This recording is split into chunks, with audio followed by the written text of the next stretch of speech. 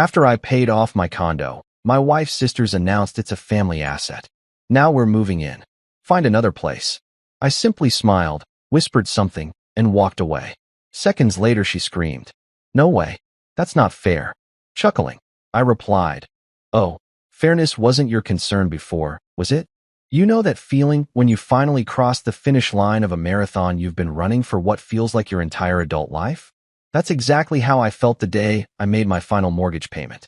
28 years old, standing in my kitchen with a cup of coffee that actually tasted good for once because I wasn't stressed about money, staring at a bank statement that showed zero balance owed on my two-bedroom condo in North Dallas. Zero. Zilch. Nada. Not a damn cent. I'm not gonna lie, I did a little dance right there in my boxers and a faded Lakers jersey. Hell, I earned it. While my buddies from high school were out there financing trucks they couldn't afford and taking Instagram-worthy vacations on credit cards, I was eating peanut butter sandwiches for lunch and driving a Honda Civic that had more miles on it than a NASA shuttle. But guess what?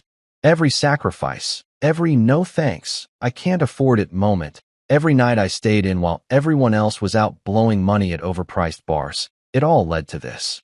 My condo wasn't some fancy penthouse with marble countertops and a view of downtown. It was a modest place in a decent neighborhood where the biggest drama was usually Mrs. Chun from 3B complaining about people not picking up after their dogs. 2 bedrooms, 1.5 baths, a kitchen where I could actually cook without bumping into the refrigerator, and a living room big enough for my sectional couch, and a 55-inch TV that I'd saved up 6 months to buy. It was mine. Completely, totally, legally mine. I spent that entire Saturday just walking around my place, touching stuff like some kind of weirdo, running my hands along the countertops I'd installed myself after watching about 50 YouTube videos, looking at the bathroom tiles I'd laid down during a particularly brutal weekend when I questioned every life choice that led me to think I could do home improvement. Even the stupid light fixture in the dining room that took me 3 trips to Home Depot and 2 minor electrical shocks. I loved it all because it represented something bigger than just shelter. It represented freedom. So naturally, because the universe has a twisted sense of humor, that's when they showed up. I'm talking about the Freeman sisters, my wife Clarissa's older sisters, Alyssa and Tasha. Now, let me paint you a picture of these two. Alyssa is 34, built like she played college softball, with this way of talking that makes everything sound like a command even when she's asking you to pass the salt. She's got this thing where she tilts her head and smiles real wide when she's about to say something that's gonna piss you off, like she learned it from watching too many Real Housewives episodes. Tasha, she's 26, always dressed like she's heading to a photo shoot for a magazine called Trying Too Hard Quarterly, and she's got this habit of nodding along with whatever Alyssa says like she's getting paid by the head bob. They knocked on my door around 3 in the afternoon, right when I was settling in to watch some college football and enjoy my first Saturday as a completely debt-free homeowner. I opened the door expecting maybe a delivery or Mrs. Chun with another dog poop complaint, but instead I got the Freeman sister show in full effect. "Hey there, brother-in-law," Alyssa said, pushing past me into my living room like she owned the place. And that's when I should have known something was up, because Alyssa had never, not once in the 5 years I'd been married to her sister, called me brother-in-law without some kind of sarcasm attached to it. Tasha followed behind, doing this weird thing where she was looking around my place like she was taking inventory. "Nice place you got here," she said, and I swear she was making mental notes of where everything was positioned. "Thanks," I said, closing the door and immediately regretting it. "Clarissa's at her book club. She won't be back until—" "Oh, we're not here to see Clarissa," Alyssa interrupted, settling onto my couch like she was planning to stay for a while. "We're here to talk to you about this place." That's when the alarm bells started going off in my head. Not loud alarm bells, more like those quiet warning chimes you hear when you leave your car door open. Something was definitely not right. "What about my place?" I asked, staying standing, because sitting down felt like I'd be giving them some kind of advantage in whatever weird conversation this was turning into. Alyssa did that head tilt smile thing I mentioned, and I felt my stomach drop. "Well, see, Tasha and I were talking, and we realized something important. This condo, it's really a family asset now that you're married to our sister." I blinked. Then I blinked again. "I'm sorry, what?" "Family takes care of family," Tasha chimed in, like she was reciting something they'd practiced on the drive over. And since we're all family now, we figured it's time we all started sharing resources. Sharing resources. I repeated slowly, because I needed to make sure I was hearing this correctly. You mean my condo that I just finished paying off after 6 years of working my ass off? Our condo. Alyssa corrected, that smile getting wider. And here's the thing. Tasha and I need a place to stay. Our lease is up next month, and rather than find somewhere new, we figured we'd just move in here. You know, keep it in the family. I started laughing. Not because it was funny, but because the alternative was probably going to involve me saying some words that would get me uninvited from family Christmas dinners for the next decade. You're joking, right? This is some kind of elaborate prank. No prank, Alyssa said, standing up and smoothing down her jeans. We've already started packing. We'll need you to clear out by the end of next week so we can get settled. Clear out, I said, and my voice went up about 3 octaves. Clear out of my own house. Well, it's not really just your house anymore, is it? Tasha said, like she was explaining basic math to a kindergartner. Marriage makes things community property. That's when I realized these two had completely lost their minds. Not metaphorically lost their minds. Literally, actually, certifiably lost touch with reality. They were standing in my living room, on the carpet I'd steam cleaned last weekend, underneath the ceiling fan I'd installed with my own 2 hands, telling me that I needed to pack up and leave so they could move into the home I'd spent 6 years paying for. I took a deep breath, smiled real wide, probably looked exactly like Alyssa when she was about to drop a bomb, and leaned in close to both of them. Listen carefully, I said quietly, because I'm only going to say this once. Get out of my house. The silence that followed was beautiful. For about 3 seconds, both sisters just stood there with their mouths hanging open like they'd never heard the word no before in their entire lives. Then Alyssa screamed. And I mean screamed. No way. That's not fair. We're family. I chuckled, actually chuckled, and shook my head. Oh, so now you want to talk about fairness? That's rich coming from someone who just tried to steal my house. I walked over to the front door and opened it wide. You know what's fair? Me working 60-hour weeks for 6 years while you two were out there living your best lives. You know what's fair? Me eating ramen noodles for dinner so I could make extra payments on my mortgage. You know what's not fair? 2 grown women thinking they can just waltz into someone else's home and claim it as their own. And that, ladies and gentlemen, was the moment I realized that my peaceful, debt-free life was about to get a whole lot more complicated. Let me paint you a picture of the Freeman family dynamics, because understanding these 2 crazy women requires some serious backstory. Imagine a family where volume equals validity, where whoever can talk the loudest and longest automatically wins every argument, and where the concept of personal boundaries is about as foreign as authentic Mexican food in Antarctica. That's the Freeman clan in a nutshell. Alyssa Marie Freeman. And yes, she always uses her full name when introducing herself like she's running for mayor or something, has been the self-appointed queen bee of this dysfunctional hive since she could walk. At 34, she's got this way of carrying herself like she invented confidence, and everyone else is just borrowing it from her personal supply. She works as a lifestyle consultant, which as far as I can tell means she gets paid to tell people how to organize their closets and pretend their lives aren't falling apart. The irony isn't lost on me that someone whose own life is held together with duct tape and delusion is charging other people for advice. Alyssa's got this thing where she believes that being the oldest automatically makes her the wisest, the most important, and the rightful inheritor of anything good that happens to anyone in the family. When Clarissa got accepted to college, Alyssa spent the entire celebration dinner talking about how she paved the way by dropping out after freshman year to find herself.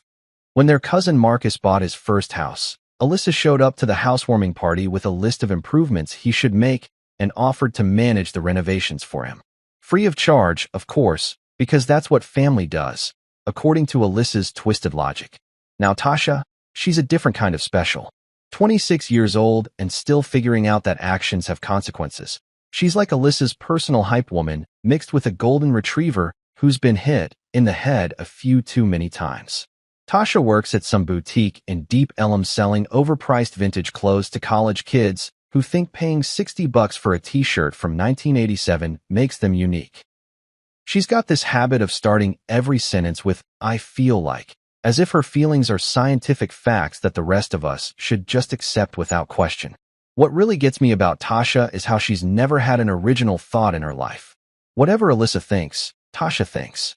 Whatever Alyssa wants, Tasha wants. If Alyssa decided tomorrow that the earth was flat, Tasha would be out there buying a telescope to prove it. She's not stupid.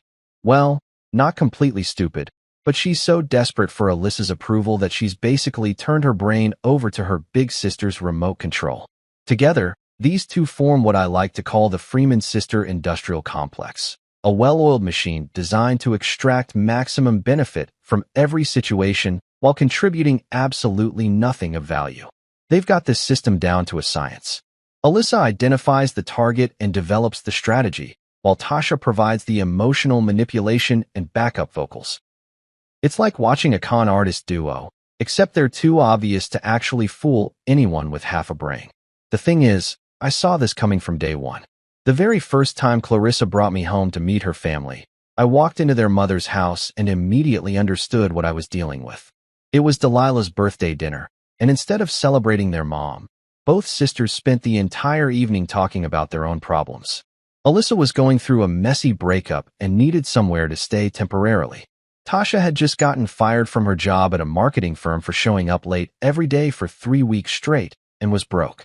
Not once did either of them ask their mother how she was doing on her own birthday. But here's what really opened my eyes. When it came time to split the dinner bill. Yeah, they made their own mother pay for her birthday dinner at first.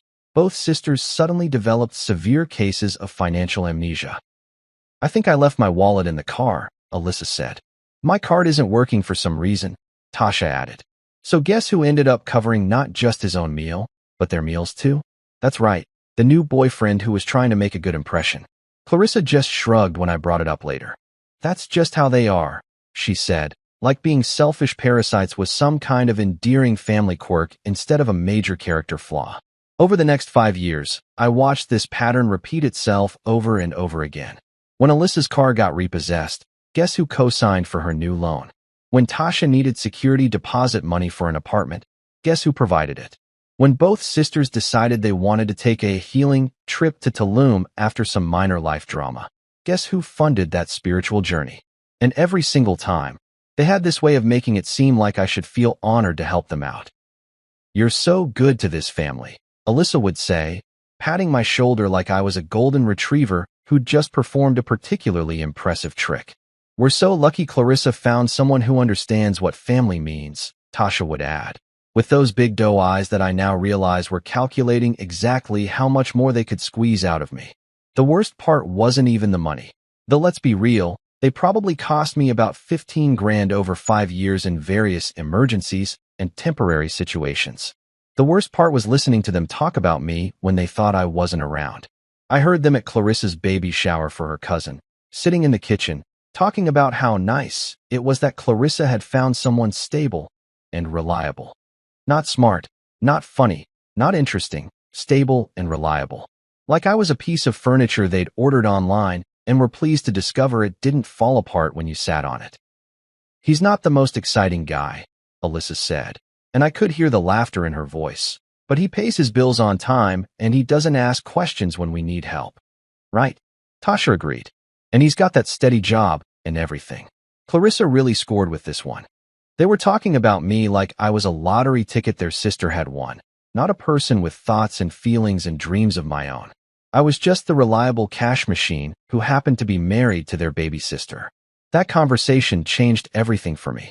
I started paying attention to how they interacted with me versus how they interacted with other people. With me, every conversation eventually steered towards some favor they needed or some crisis I could help solve. With their friends, they were charming and funny and engaging. I was just a resource to be managed. So when they showed up at my door talking about moving into my condo, I finally understood what I'd been dealing with all these years. This wasn't about family or sharing or any of that bullshit they were peddling. This was about 2 grown women who had spent their entire adult lives avoiding responsibility and had identified me as their next meal ticket. Well, congratulations, ladies. You just picked the wrong damn ticket. You want to know what real sacrifice looks like? Let me tell you about growing up in Cedar Hill with my dad, Marcus Williams. A man who could stretch a dollar so far it practically screamed for mercy, and who taught me that nothing worth having comes easy.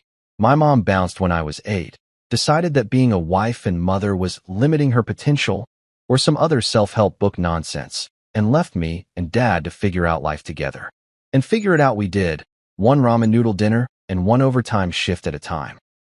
Dad worked at the Dallas County Courthouse as a maintenance supervisor during the day and picked up shifts at a 24-hour diner on weekends. The man averaged about 5 hours of sleep a night for most of my childhood, but he never missed a single dinner with me. Not one. Even when he was dead tired and smelled like industrial cleaner and bacon grease. He'd sit across from me at our tiny kitchen table and ask about my day like it was the most important conversation in the world. Money isn't everything, son, he'd tell me. But having enough of it so you don't have to worry about it? That's freedom. And freedom's worth working for.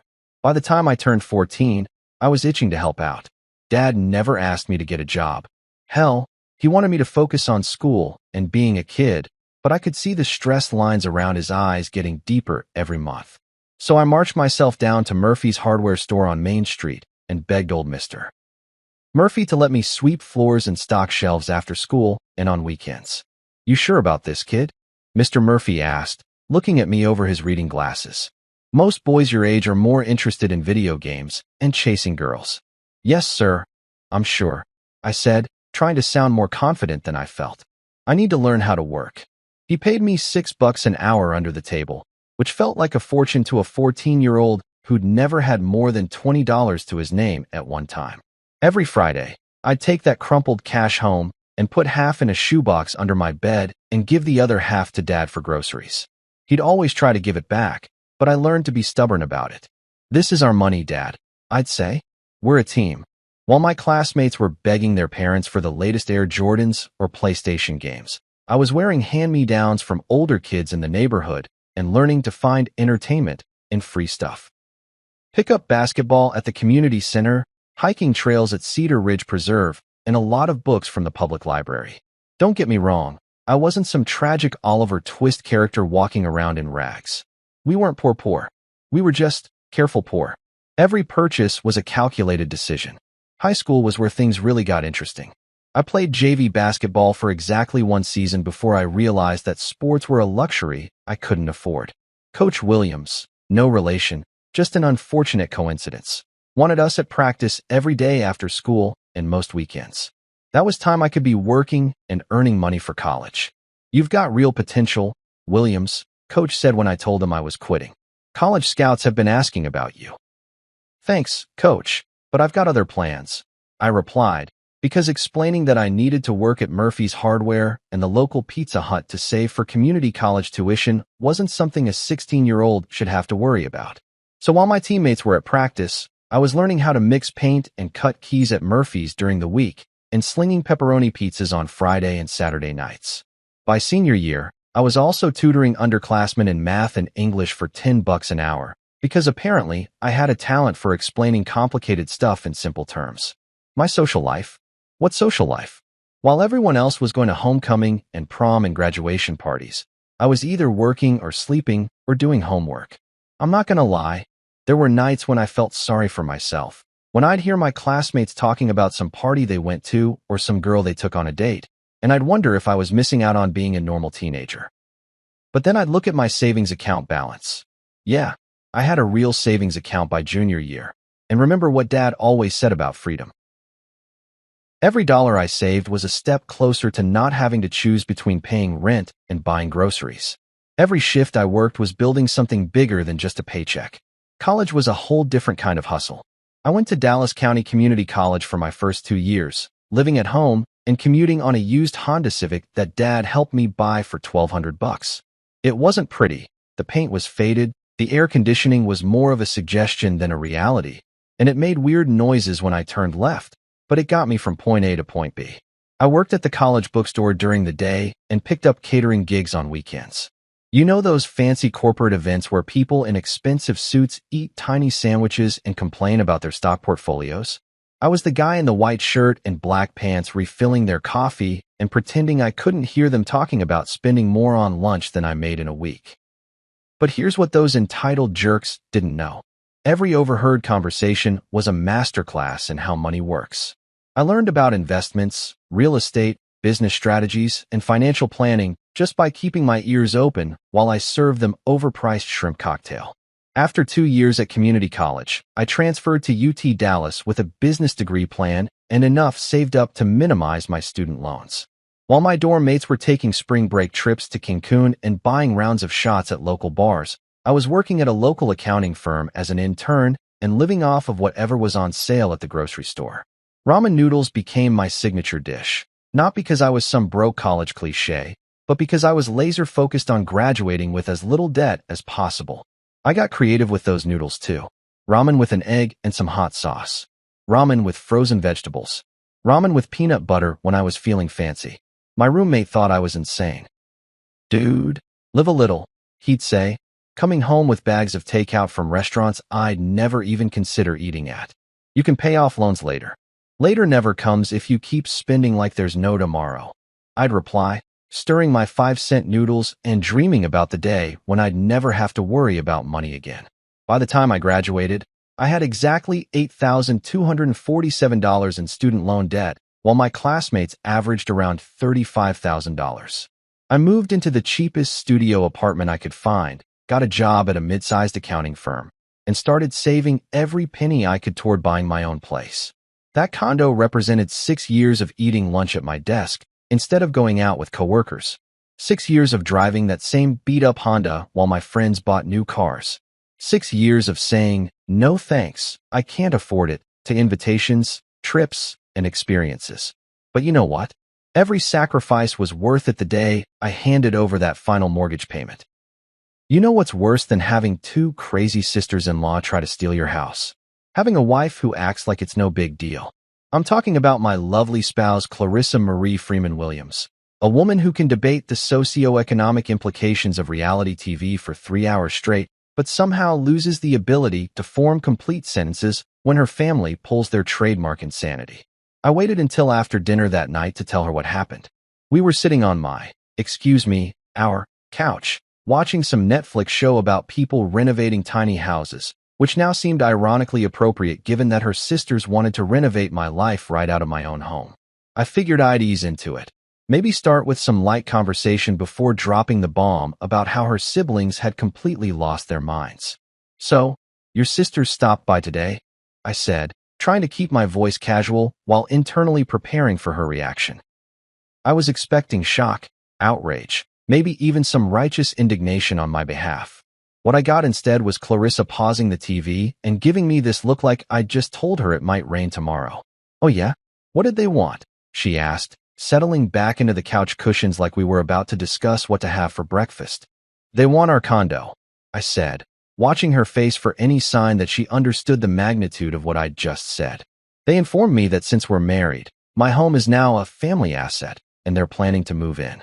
They told me I need to find somewhere else to live." I waited for the explosion. I waited for her to jump up and start pacing around the room, ranting about how her sisters had finally crossed a line they couldn't uncross. I waited for her to grab her phone and call them immediately to tell them they'd lost their damn minds. Instead, Clarissa shrugged. Actually shrugged, like I'd just told her we were out of milk. "Maybe they just need help," she said, turning her attention back to the TV. "Things have been tough for them lately." I stared at her profile, waiting for the punchline or the "just kidding," or literally any indication that she was joking. But no, she was serious. Dead serious. My wife of 5 years. The woman who'd watched me work my ass off to pay for this place. The woman who'd celebrated with me the day I made that final mortgage payment. Was sitting there acting like her sister's demand was perfectly reasonable. "Help," I repeated, because I needed to make sure I'd heard her correctly. "Clarissa, they didn't ask for help. They demanded I move out of my own home so they can move in. They acted like they already owned the place." "Well, technically it's our place now that we're married," she said, still not looking at me. "And family is family. Maybe we could work something out." That's when it hit me like a freight train carrying a load of pure revelation. This wasn't the first conversation Clarissa had had about my condo. The way she said, "Technically it's our place now," wasn't some off-the-cuff observation. Those were rehearsed words. Prepared words. Words that had been discussed, planned, and strategized. Have you been talking to your sisters about this? I asked, and my voice had dropped to that dangerous level that people who know me well recognize as a warning sign. We talk about lots of things, Clarissa said, finally looking at me with this innocent expression that would have been convincing if I didn't know her tells. When Clarissa lies, she touches her earring. And sure enough, there was her right hand, fidgeting with that little silver stud like it held the secrets of the universe. How long have you been talking about this? I pressed. It's not like that, she said, but her hand was practically yanking that earring out of her ear now. They just mentioned they were having some housing issues, and I might have said that we had extra space here. Extra space. That's what she called my home office, where I worked late nights on freelance projects to pay for the vacation she wanted to take to visit her college roommate in Seattle. Extra space. Like the room where I kept my exercise equipment and my books and my sanity was just some unused storage area. And what else did you might have said? I asked. Clarissa shifted uncomfortably, pulling her legs up under her in that defensive position she takes when she knows she's been caught in something she can't talk her way out of. I might have mentioned that since you paid off the mortgage, we had room in our budget to help family if they needed it. There it was. The truth, finally dragged kicking and screaming into the light. My wife had been discussing my finances, my home, and my life with her sisters like I was some kind of family resource to be managed and allocated according to their needs. Let me see if I understand this correctly, I said, standing up because sitting down was making me feel trapped in this insane conversation. You've been telling your sisters that my condo is available for them to live in, and that I've got extra money to support them, without ever discussing any of this with me? That's not how it happened, Clarissa protested, but she was still touching that damn earring. We were just talking about possibilities. I didn't know they were going to come over here and what? Act like they own the place? Demand that I pack up and leave? What exactly did you think was going to happen when you told two grown women who've never heard the word no in their entire lives that my house was up for grabs? Clarissa went quiet for a long moment, staring at her hands like they might provide her with a better explanation than the one she'd already given me. When she finally spoke, her voice was small and defensive. They're my sisters. They're family. I thought you understood that when you married me, you were marrying into my family too. And there it was, the Freeman family motto disguised as a reasonable statement. I'd heard variations of this line for 5 years. Whenever Alyssa needed money, it was family takes care of family. When Tasha got arrested for shoplifting and needed bail money, it was we stick together as a family. When their mother wanted us to pay for her new transmission, it was blood is thicker than water. But here's what I'd finally figured out. In Freeman family logic, family was a one-way street. When they needed something, we were family. When I needed support, understanding, or just basic respect, suddenly it was every man for himself. You're right, I said, and I saw relief flash across Clarissa's face for just a second. I did marry into your family, but I thought I was marrying someone who understood that marriage means we're supposed to be a team. I thought I was marrying someone who would have my back when her relatives tried to walk all over me. I do have your back, Clarissa said, but her voice lacked conviction. No, you don't, I replied, and the sadness in my own voice surprised me. You have your sister's backs. You have your mother's back. You have everyone's back except mine. I'm just the guy who pays the bills and keeps his mouth shut. Clarissa opened her mouth to argue, but I held up my hand to stop her. Don't, I said. Just don't. Because if you're about to tell me I'm wrong, I can give you a list of examples going back 5 years of times when you chose your family over our marriage. This condo situation isn't new, Clarissa. It's just the biggest and most obvious example of something that's been going on for years. The silence that followed was thick and uncomfortable, filled with all the truths we'd been avoiding and all the conversations we should have had years ago. Clarissa sat there looking like she wanted to say something but couldn't find the words, and I stood there realizing that my marriage might be just as much of a problem as her crazy sisters. And that's when I knew things were about to get a whole lot more complicated than just changing the locks.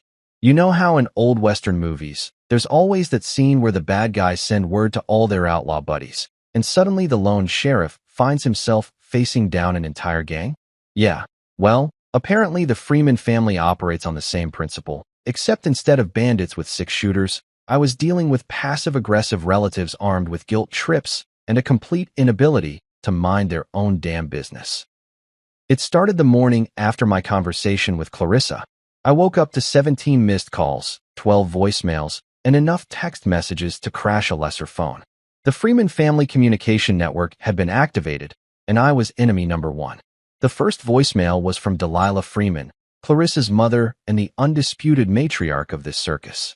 Now, Delilah is one of those women who believes that speaking louder automatically makes you more right, and that every conversation is an opportunity to remind everyone within earshot that she's survived more hardships than anyone else in recorded history.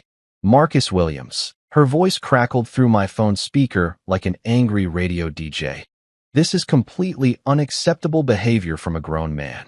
My girls came to you in their time of need, and this is how you treat family? I raised them better than this, and I thought Clarissa raised you better too. Raised me? Lady, I was 33 years old when I met your daughter, not some feral teenager she found in the woods and domesticated. But I guess in Delilah's world, anyone who married into the Freeman family automatically became her responsibility to manage and improve. The second voicemail was from Clarissa's cousin Monica, a woman whose greatest life achievement was managing to stay married to the same guy for 15 years despite having the personality of a slightly damp washcloth. Hey Marcus, it's Monica. I just want you to know that we're all really disappointed in you right now. Family is supposed to stick together, especially during hard times. I think you need to really examine your heart and ask yourself if this is the man you want to be. Examine my heart. Monica, the most examining I want to do right now is examining why everyone in your family thinks they get a vote in my personal business. But the real masterpiece was voicemail number 3 from Clarissa's Uncle Robert, a guy who'd been unemployed for the better part of 2 years, but somehow still found time to have opinions about everyone else's life choices. Son, he started, like we were buddies who went fishing together on weekends instead of people who barely tolerated each other at family gatherings. I'm hearing some concerning things about your attitude toward family obligations. Now, I know you young folks think differently about these things, but back in my day, a man took care of his wife's family like they were his own blood. Back in his day, Robert was 47 years old, not Methuselah. And the last time he took care of anyone was when he borrowed $300 from his own mother to fix his truck and never paid her back. By noon, the text messages were coming in like a coordinated military assault. Cousin Jennifer, really disappointed in you right now. Family comes first always. Cousin Marcus, yeah, we had the same name, which made family gatherings confusing as hell. Bro, what's wrong with you? Just help them out. Clarissa's Aunt Patricia. This isn't the Christian thing to do, Marcus. Remember what Jesus said about helping those in need. Oh, now we're bringing Jesus into this. Patricia, the same woman who spent Christmas dinner last year complaining about how the homeless shelter in her neighborhood was bringing down property values, was lecturing me about Christian charity? The best part, and by best, I mean most infuriating, was that not a single person had bothered to ask for my side of the story. Nobody called to say, hey, what exactly happened? Or can you help us understand the situation? They'd all just accepted whatever version of events Alyssa and Tasha had fed them and decided I was the villain. But here's what really got under my skin. These same people who were now calling me selfish and unchristian had been conspicuously silent over the past 5 years when I was constantly helping out various Freeman family members. When Alyssa needed a co-signer for her car loan, where was Uncle Robert's concern for family obligations? When Tasha needed bail money, did Cousin Jennifer step up with her family comes first philosophy? Hell no. It was always Marcus to the rescue. Marcus with his reliable job and his responsible attitude and his apparently infinite patience for other people's poor life choices. Around 2 in the afternoon, Delilah decided phone calls weren't getting the job done and showed up at my front door like some kind of maternal terminator. I watched through the peephole as she stood there in her favorite purple church dress, the one she wore when she wanted to look particularly righteous, holding what appeared to be a casserole dish like it was evidence in a court case. Marcus, open this door right now, she called out, her voice carrying that particular tone that had probably terrified her children into submission for decades. We need to have a conversation about your behavior. My behavior? I was tempted to open the door just to ask her exactly which part of my behavior she found problematic. Was it the part where I worked my ass off to pay for a home? Or maybe the part where I didn't immediately roll over and surrender it to her daughters like a well-trained golden retriever?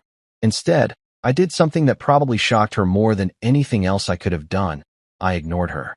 I sat in my living room, reading a book about financial planning, while she knocked and called and generally made a scene that probably had Mrs. Chun from 3B writing angry letters to the Homeowners Association.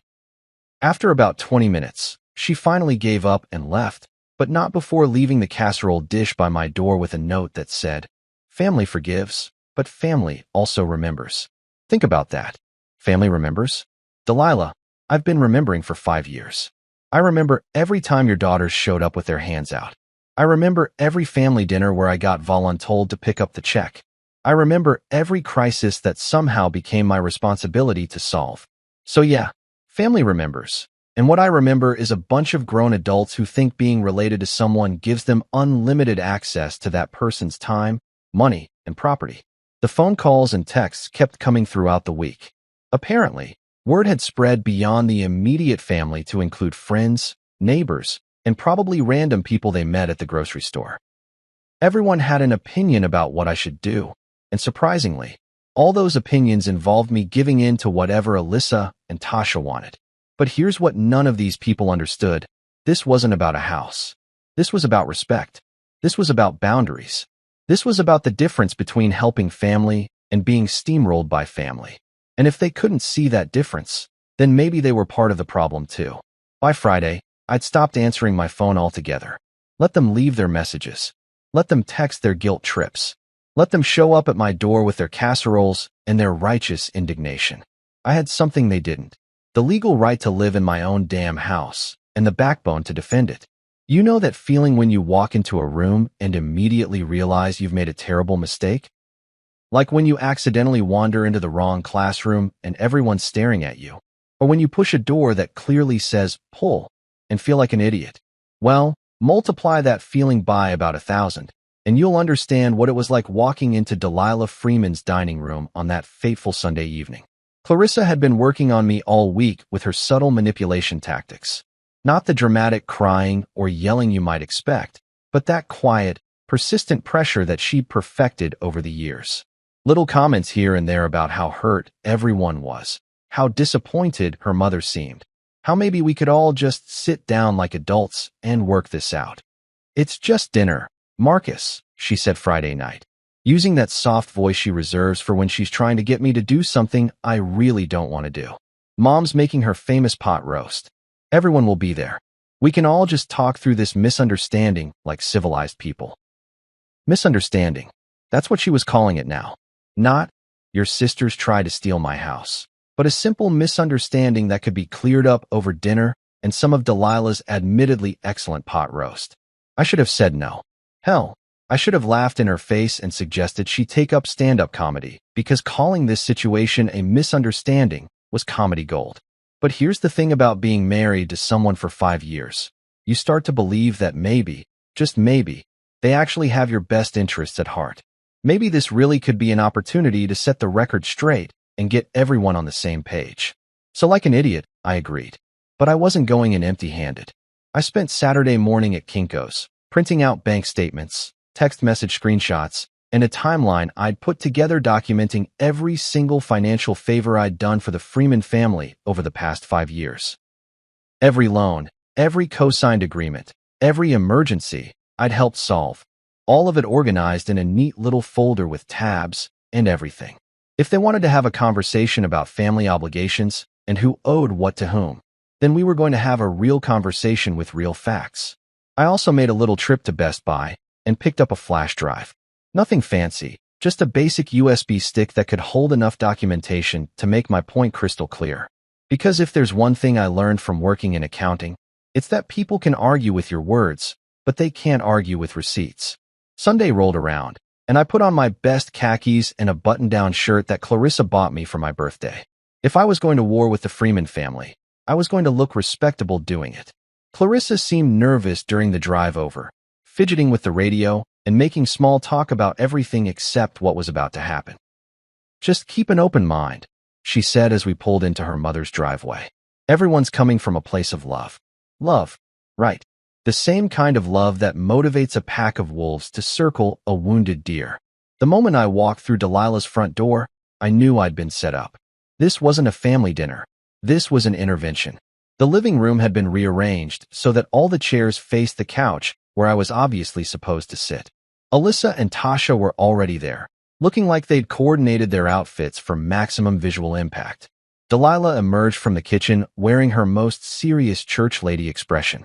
And there, sitting in the corner like some kind of unofficial family referee, was Marlon Freeman, Delilah's brother and a man who disliked me from the moment he learned I made more money than him. "Marcus," Delilah exclaimed with fake cheerfulness that wouldn't have fooled a golden retriever. "So glad you could make it. We've got so much to talk about." I sat down on the designated couch, because apparently I was the guest of honor at my own execution, and looked around at the assembled faces. Everyone was trying to look concerned and caring, but I could see the underlying smugness. They thought they had me cornered. They thought this was going to be easy. "So," Marlon began, leaning forward in his chair like he was conducting a job interview. "We've all been talking, and we think there might be some confusion about what family means." Confusion. There was that word again. Apparently, the Freeman Family Dictionary had a very different definition of attempted theft than the rest of the world. "We understand you're upset," Alyssa added, putting on her most reasonable voice. "But you have to understand our situation. Tasha and I are going through a really tough time financially. And when family has the means to help, well, that's what family does." "That's right," Tasha chimed in right on cue. "We're not asking for charity. We're asking for what any loving family member would do in this situation." Then it was Delilah's turn. She sat down across from me and folded her hands in her lap like she was about to deliver a sermon. "Marcus, honey, I know your father raised you right. I know he taught you about taking care of people you love. And we love you, sweetheart. You're part of this family now. But sometimes, being part of a family means making sacrifices for the greater good." The greater good. These people were talking like asking me to give up my home was some kind of noble sacrifice for world peace instead of a transparent attempt to solve their money problems at my expense. "And the thing is," Marlon added, "you're a young man. You're healthy. You've got a good job. You can bounce back from anything. But Alyssa and Tasha, they need stability right now. They need security. Security that I'd worked 6 years to build for myself, apparently." They went around the room like that for about 20 minutes. Each taking their turn to explain why I should be grateful for the opportunity to hand over my home to people who'd never worked a day as hard as I worked in high school. Each speech was more ridiculous than the last, but they all had the same basic theme. I was being selfish, they were being reasonable, and the solution was for me to shut up and do whatever they wanted. Clarissa, my own wife, just sat there nodding along like this was all perfectly normal.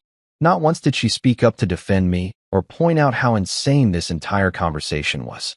Finally, when they'd all finished their prepared remarks and were looking at me expectantly, I reached into my jacket pocket and pulled out that flash drive. "That was beautiful," I said, standing up and walking over to Delilah's big screen TV. "Really touching.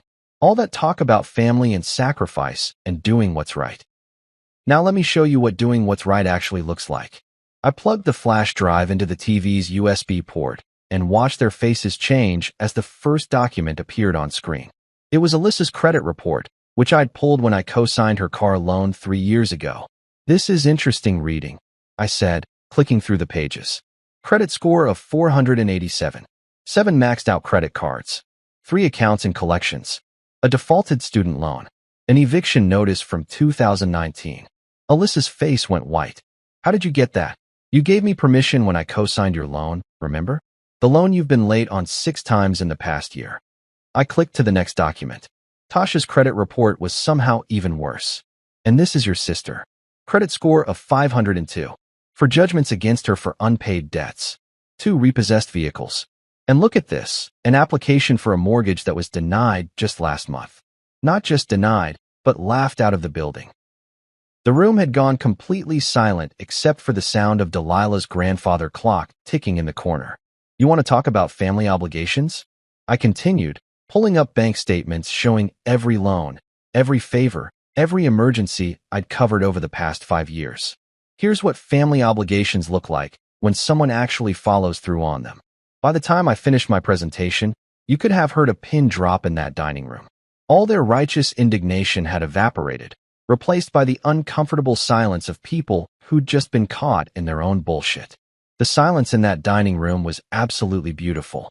I'm talking about the kind of silence that you usually only hear in nature documentaries right before a predator strikes, or in those awkward moments during award shows when someone says something they probably shouldn't have. It was the sound of 5 adults simultaneously realizing that their carefully planned intervention had just blown up in their faces like a defective firework. I let that silence hang there for a good 10 seconds, savoring it like fine wine, before clicking to the next document on the screen. This one was a real masterpiece, a compilation of text messages between Alyssa and various landlords over the past 18 months. And here, I said, using the TV remote like a pointer, we have some fascinating correspondence. Alyssa texting her landlord in March asking for a 2-week extension on rent, then again in May asking for another extension. And my personal favorite from July. I know I'm 3 months behind, but I'm expecting some money from family soon. Alyssa was staring at her hands like she was trying to disappear through sheer force of will. Tasha had gone so pale, she looked like she'd seen a ghost, which in a way, she had. The ghost of her financial irresponsibility coming back to haunt her. Money from family. I repeated, letting the phrase hang in the air. That's interesting phrasing, don't you think? Because it sounds like this whole, let's share the condo as a family asset idea didn't just come up last week. It sounds like it's been in the works for months. I clicked to another document, Tasha's employment history, which read like a greatest hits collection of poor decision-making. And let's not forget about Tasha here. Fired from the marketing firm in January for excessive tardiness. Quit the retail job in April after getting written up for arguing with customers. Currently working part-time at a boutique that, according to their Yelp reviews, is probably going out of business within 6 months. That's not fair. Tasha finally spoke up, her voice barely above a whisper. You don't understand how hard it's been for us. Hard for you. I laughed, and it wasn't a pleasant sound. Tasha, you've been having a hard time since the day I met you 5 years ago. Every conversation we've had has been about your latest crisis, your latest drama, your latest emergency that somehow required my money to solve. I pulled up another document, a spreadsheet I'd created showing every single financial favor I'd done for the Freeman family. Let's talk about hard times, I said, pointing to the screen. March 2019. Loaned Alyssa $800 for car repairs. Never paid back. August 2019. Paid Tasha's security deposit for her apartment because she spent her deposit money on a vacation to Austin. $1,000. Never paid back. December 2019. Co-signed Alyssa's car loan because her credit was so bad she couldn't get approved on her own. I scrolled down the list, each entry representing another time I'd opened my wallet to help these people who were now trying to steal my home. June 2020. Paid for Tasha's speeding ticket because she claimed she was broke. $350. September 2020. Loaned Alyssa $500 for emergency dental work that turned out to be cosmetic teeth whitening. January 2021. Paid for both sisters to visit their aunt in Phoenix because it was a family emergency that required their immediate presence. The list went on, and with each item, I watched the faces around that dining room table change from righteous indignation to uncomfortable embarrassment to outright shame. Should I keep going? I asked, because I've got 3 more pages of this stuff.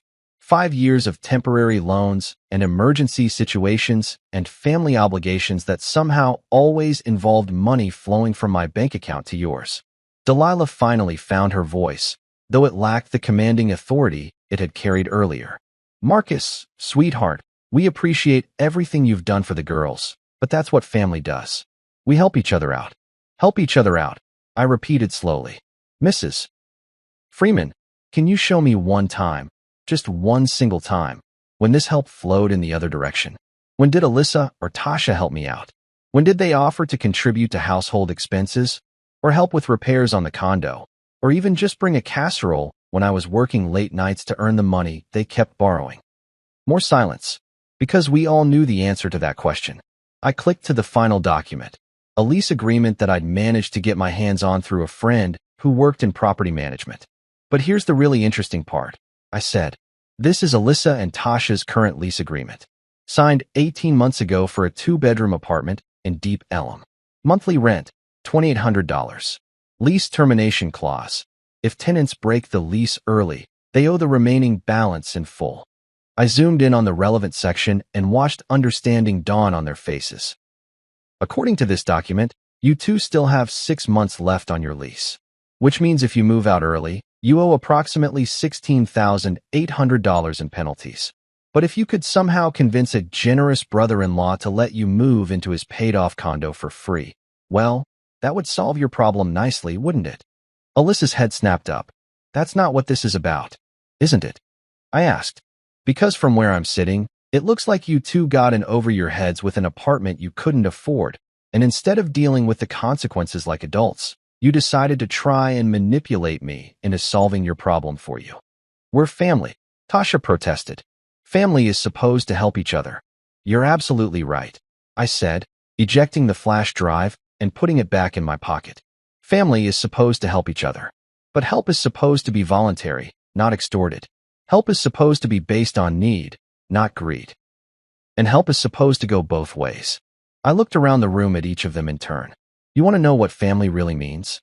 Family means the person who worked 2 jobs to put me through college without ever asking for anything in return. Family means the neighbor who shoveled my driveway when I was sick with the flu. Family means my buddy Tarek who helped me install new light fixtures without expecting payment. I stood up and straightened my shirt. Family doesn't mean people who see you as a walking ATM and then get angry when the ATM stops dispensing free money. Marlon, who had been quiet throughout my entire presentation, finally spoke up. So what are you saying, Marcus? That you won't help your wife's sisters in their time of need? I'm saying their time of need is a situation they created through their own poor choices, and I'm not responsible for fixing it. I'm saying that asking me to give up the home I worked 6 years to pay for isn't help. It's theft with extra steps. I walked toward the door, then turned back for one final observation.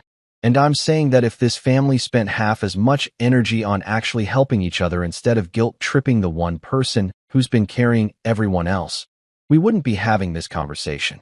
The silence that followed me out of that house was even better than the one I'd created with my presentation. It was the sound of people finally understanding that their meal ticket had just expired. You'd think that after completely obliterating their arguments with cold, hard facts, the Freeman sisters would have gotten the message and backed off. You'd think that reasonable adults would take the hint and maybe, I don't know, start looking for apartments they could actually afford instead of trying to steal someone else's home. But if you thought that, you'd be giving these people way too much credit for having basic human decency. 2 weeks after the dinner disaster, I came home from work to find scratches around my front door lock that definitely weren't there when I left that morning. Not subtle scratches either. These looked like someone had gone at my lock with a screwdriver like they were trying to open a can of beans. The brass around the keyhole was gouged and scraped, and there were fresh metal shavings on my doormat. I stood there for a solid minute, just staring at the evidence of someone's incredibly stupid criminal behavior, feeling a mixture of rage and disbelief. These people had actually tried to break into my house. Not metaphorically, not through manipulation or family pressure, but literally tried to force their way into my home like common criminals. The lock itself was busted. I could still get my key to turn, but the mechanism was clearly damaged. Whoever had been playing locksmith with my front door had done a thorough job of screwing it up without actually managing to get inside. It was like watching someone fail at crime in the most pathetic way possible. I pulled out my phone and called Tarek, my buddy from college who now ran his own security installation business. If there's one thing I learned from growing up with a single dad who worked nights, it's that having good security isn't paranoia, it's common sense. Marcus, what's up, man? Tarek answered on the second ring. I need you to come over and set me up with a full security system, I said, still staring at my mangled door lock. Like everything you've got. Cameras, alarms, motion sensors, the works. Damn, what happened? Someone break in. Someone tried to. And I have a feeling they're going to try again. Tarek was at my place within 2 hours, and let me tell you, the man takes his work seriously. He installed cameras so small I could barely see them once they were mounted. One at the front door, one at the back door, one covering the parking area, and one in the hallway that had a perfect view of anyone approaching my unit. Motion sensors went up in strategic locations, all connected to an app on my phone that would alert me the second anything moved in my vicinity.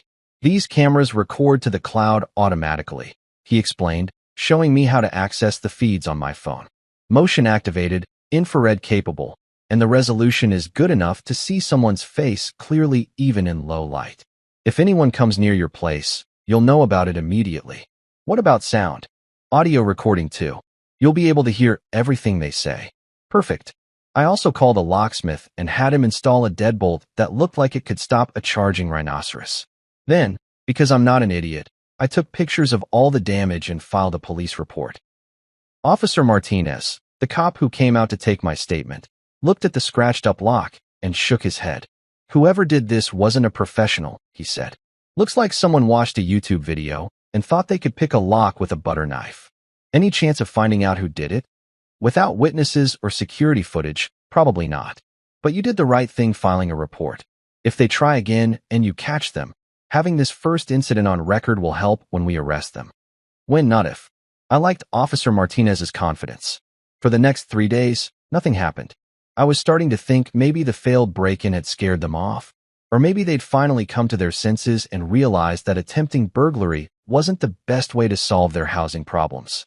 I was actually beginning to relax a little. Then, at 2:43 a.m. on Thursday night, my phone lit up like a Christmas tree. Motion detected at front door.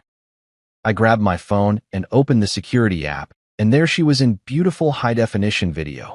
Tasha Freeman, crouched in front of my door with a screwdriver in one hand and what looked like a bobby pin in the other, trying to pick my new lock like she was some kind of criminal mastermind. She was wearing all black hoodie, black jeans, even black sneakers, like she was auditioning for a role in a really bad heist movie. The infrared camera caught every detail, the concentrated look on her face as she worked, the way she kept looking over her shoulder to make sure no one was watching, the frustrated expression when her improvised lock-picking tools weren't cooperating. But here's the best part. She was talking to herself the entire time, and the camera's audio was picking up every word. Come on, she muttered, jamming the screwdriver into the lock. This worked on YouTube. I'm not kidding. She actually said that, out loud, while attempting to break into my home. Stupid, expensive lock, she continued, trying different angles with the bobby pin. Marcus probably spent a fortune on this thing just to keep family out. Family. She was still calling herself family while literally committing a felony against me. I watched her struggle with my lock for about 10 more minutes, recording every second of it, before she finally gave up and stomped away like a toddler having a tantrum. But I didn't call the police right away. See, I had a better idea. I waited until she was completely gone, then I called 911. 911, what's your emergency? Hi, I'd like to report an attempted break-in. Someone just tried to break into my home, and I have the entire thing on video. Are you in immediate danger, sir? No, they left when they couldn't get the lock open. But I have clear footage of their face, and I can identify them. Officers are on their way. 2 patrol cars showed up within 15 minutes. This time I got Officer Martinez again, along with his partner Officer Johnson, a no-nonsense woman who looked like she'd seen enough stupidity for one lifetime.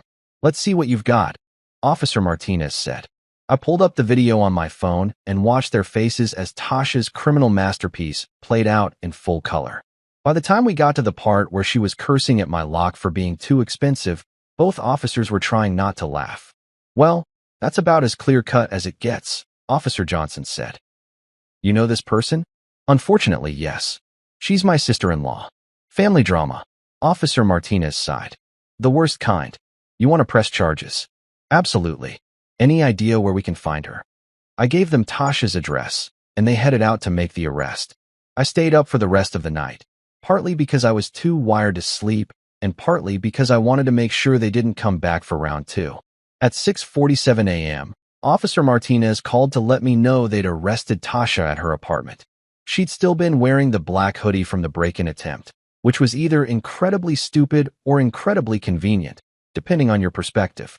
But here's where the story gets really interesting. It turns out Tasha was already on probation for identity fraud from 2 years ago, something the Freeman family had conveniently forgotten to mention during all their lectures about family obligations and Christian charity. Violating probation by committing another crime meant she wasn't going home anytime soon. And thanks to my beautiful high-definition security system, the prosecution had everything they needed to make sure she stayed locked up long enough to think about her life choices. Sometimes the trash really does take itself out. The beautiful thing about security cameras is that they don't lie, they don't exaggerate, and they don't care about hurt feelings or family loyalty. They just record exactly what happened, in beautiful high-definition detail, with crystal-clear audio that captures every stupid thing people say while they're committing crimes. And boy, did Tasha give those cameras some grade A material to work with. I found out later that when the cops knocked on her door at 5 in the morning, Tasha actually tried to deny she'd been anywhere near my place. Picture this. She's standing there in the same black hoodie she wore during her amateur burglary attempt, which the officers could clearly see in the arrest photos, telling them she'd been home all night watching Netflix. "Ma'am, we have video footage of you attempting to break into a residence at 2:43 a.m., Officer Johnson told her. "That's not me," Tasha insisted, apparently believing that confidence could overcome video evidence. "The footage shows someone matching your exact description, wearing the same clothing you're wearing right now, and the homeowner has identified you by name." Well, maybe it looks like me, but lots of people look similar. This is the point where Officer Martinez probably started questioning his career choices, because he had to explain to a grown woman that security cameras are pretty good at capturing identifying details like faces and voices. "Ma'am, the video includes audio.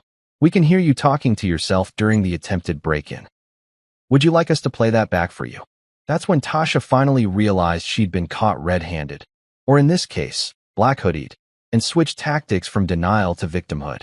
"He's my brother-in-law," she protested, like family relationships somehow made breaking and entering legal.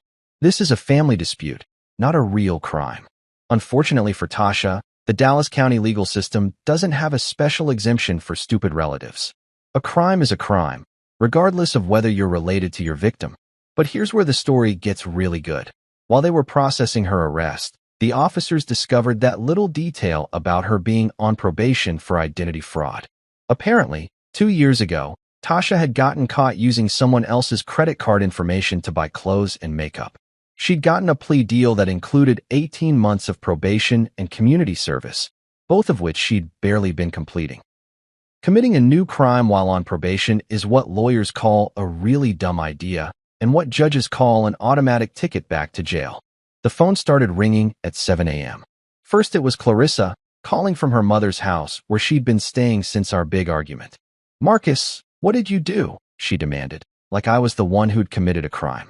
"I protected my home from someone who tried to break into it," I replied calmly. "You know, like any normal person would do." "She's in jail?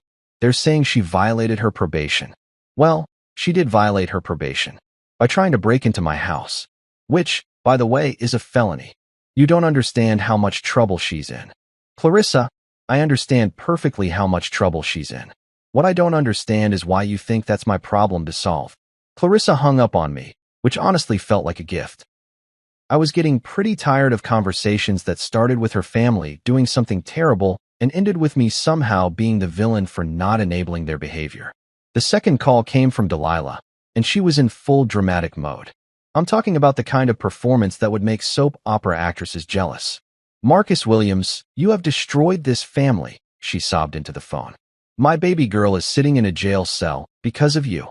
"Your baby girl is sitting in a jail cell because she committed a crime," I corrected her. "A crime that I have on video, in case you're wondering." She was just confused. She didn't mean any harm. "Mrs. Freeman, she brought tools to break into my home. Screwdriver, bobby pins, the whole kit. That's not confusion. That's premeditation. But she's family." There was that magic word again. Family.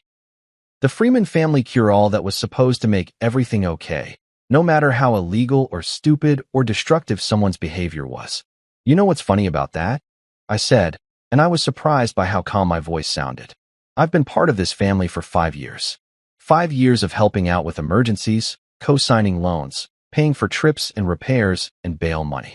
5 years of being treated like a walking ATM. And not once, not one single time, did anyone in this family ask what I needed or how I was doing or if there was anything they could do to help me. That's different. No, it's not different. It's exactly the same. Family is supposed to work both ways, Mrs. Freeman. It's supposed to be about mutual respect and support. But in your family, it only works one way. Everybody takes from Marcus, and Marcus is supposed to smile and be grateful for the privilege. You're being cruel. I'm being honest. There's a difference. By noon, the Freeman family phone tree had kicked into overdrive. I got calls from cousins, aunts, uncles, and family friends I barely remembered meeting. They all had the same basic message. I was tearing the family apart. I was being vindictive, and I should drop the charges because that's what Jesus would do. The Jesus argument was my personal favorite because it came from people who hadn't seen the inside of a church since their last wedding or funeral, but suddenly became biblical scholars when they needed to guilt someone into doing something stupid. What would Jesus do? I asked cousin Monica when she called with that particular line of reasoning. I don't know, Monica, but I'm pretty sure he wouldn't break into someone's house with a screwdriver. Around 3 o'clock, Alyssa finally worked up the courage to call me directly. She'd been conspicuously quiet since Tasha's arrest, probably because she was smart enough to realize that her own fingerprints were all over this plan. Marcus, we need to talk, she said, using her most serious adult voice. No, we don't. Tasha could go to prison for this. Tasha should go to prison for this. She committed a felony, Alyssa. She tried to break into my home. That's not a family dispute, or a misunderstanding, or a cry for help. That's a crime. But if you drop the charges, I'm not dropping anything. Your sister made her choices, and now she gets to live with the consequences. This isn't like you, Marcus. You've always been so understanding, so willing to help family. And there it was, the real source of their anger. Not that I'd had Tasha arrested for committing a crime, but that I'd finally stopped being their reliable doormat. They were pissed off because their meal ticket had grown a backbone. You're right, I said. This isn't like me. The old me would have probably let this slide, made excuses for her behavior, and somehow ended up apologizing for making her feel bad about trying to rob me. But the old me was an idiot. So what now? Alyssa asked, and for the first time in 5 years, she sounded genuinely uncertain.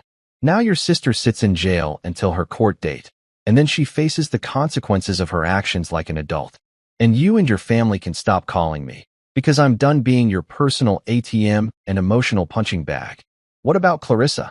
I looked around my peaceful, secure, debt-free home and felt something I hadn't experienced in years, complete contentment. What about her? She made her choice when she chose your side over mine. She can keep making that choice from her mother's house. The silence on the other end of the line was beautiful. It was the sound of someone finally realizing that actions have consequences, and that those consequences don't disappear just because you're used to getting your way. This isn't over, Marcus. Yeah, it is, I said and hung up. Then I changed my phone number and went about enjoying my perfectly quiet, drama-free evening. 6 months. That's how long it took for the dust to settle, the drama to die down, and for me to finally understand what real peace feels like. 6 months of blissful silence from the Freeman family phone tree. 6 months of coming home to a house that was actually mine, and 6 months of learning that life gets a whole lot simpler when you stop enabling other people's bad decisions.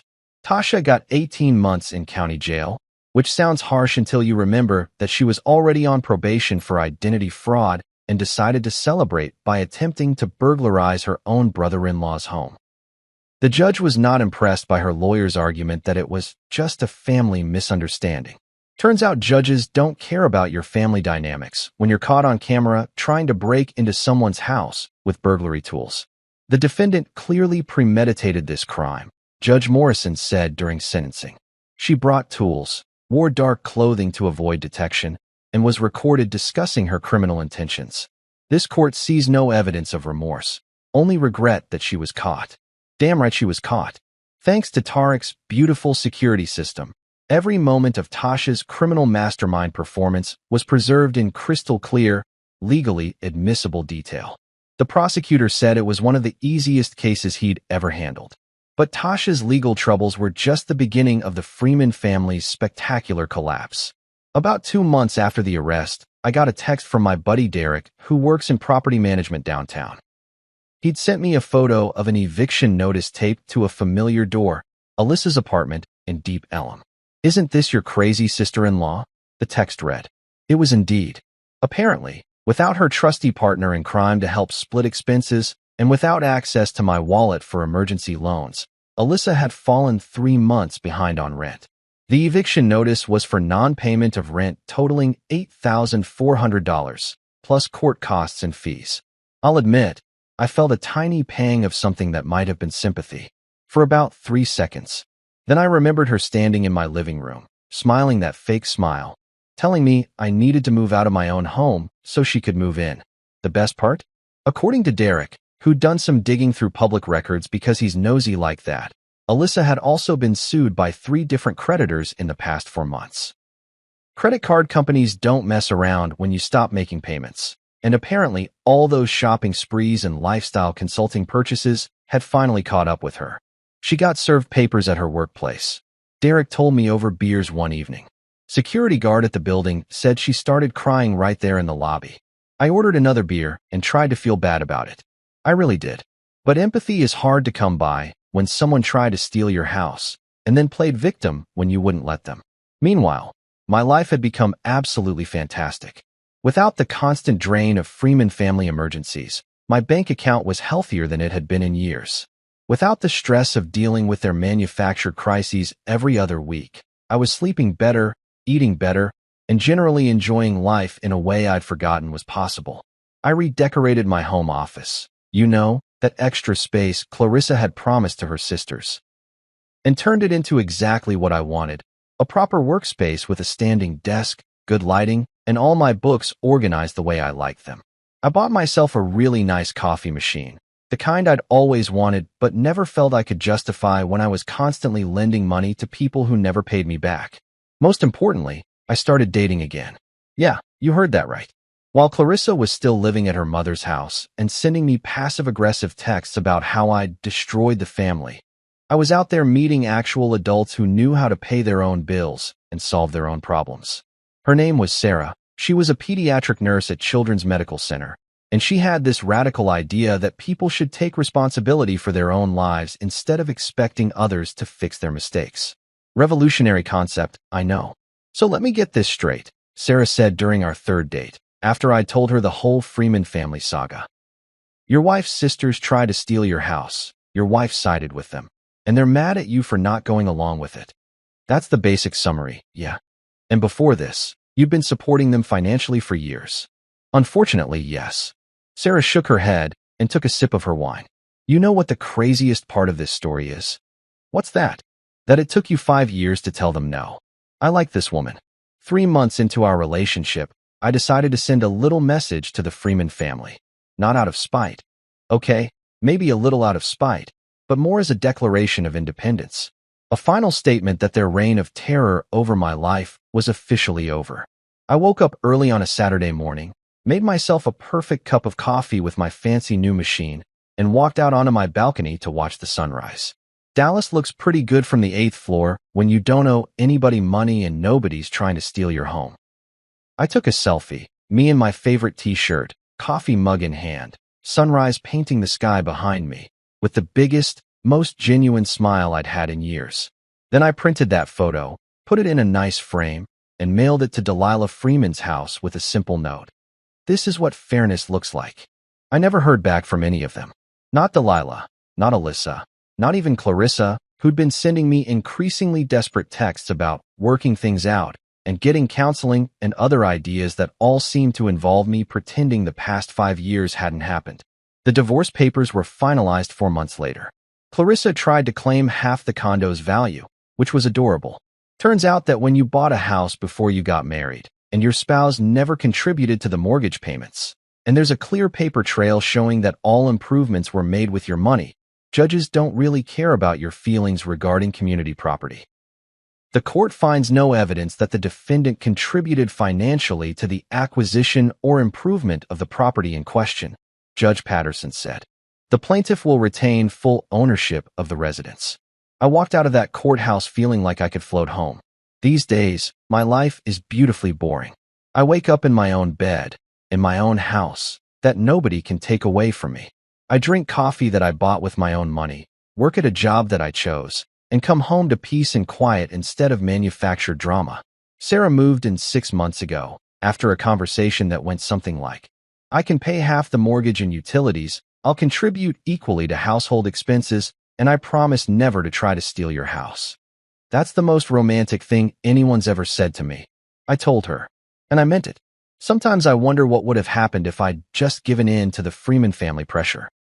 If I'd packed up my stuff and found a new place to live while Alyssa and Tasha moved into my condo, I probably would have spent the next decade paying for their mistakes, enabling their bad decisions, and slowly drowning in other people's problems. Instead, I learned something valuable. The word no is a complete sentence. You don't have to justify it, explain it, or apologize for it. Sometimes the most loving thing you can do for someone is to let them face the consequences of their own choices. The Freeman sisters are both still in Dallas, as far as I know. Tasha got out of jail eventually and moved back in with her mother. Alyssa found a studio apartment in a less trendy neighborhood after her eviction. They're both probably still creating drama and looking for someone else to solve their problems. But that someone isn't me anymore. And honestly,